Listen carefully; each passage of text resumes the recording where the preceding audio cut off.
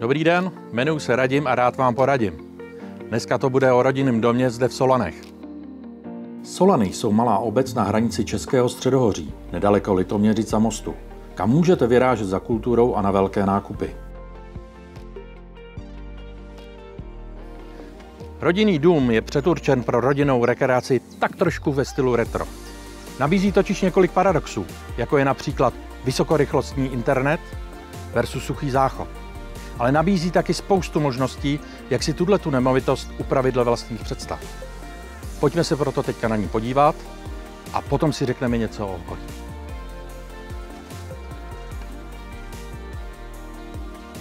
Dům v současnosti slouží k rodinné rekreaci, ale po rekonstrukci lze užitnou plochu zvýšit až na dvojnásobek a vytvořit si zde trvalé bydlení.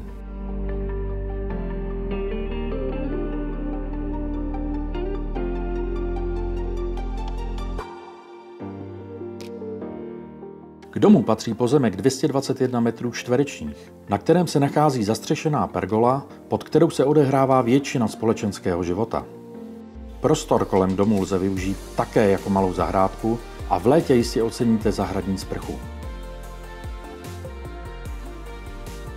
A k využití máte i sklípek, 2 skladovací místnosti a velkou půdu. To vše poskytuje velké možnosti k úpravám a zvětšení užitních prostor. Dům se nachází v klidné části obce v sousedství menšího lesa. Také nabízí dobré sousedské vztahy a společné setkání.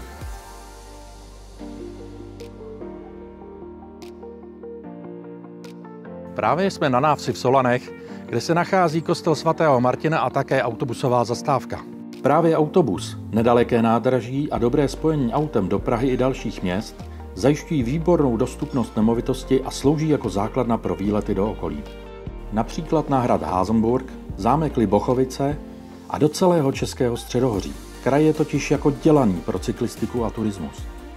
Obchody, hřiště i koupaliště najdete v sousedních Třebívlicích.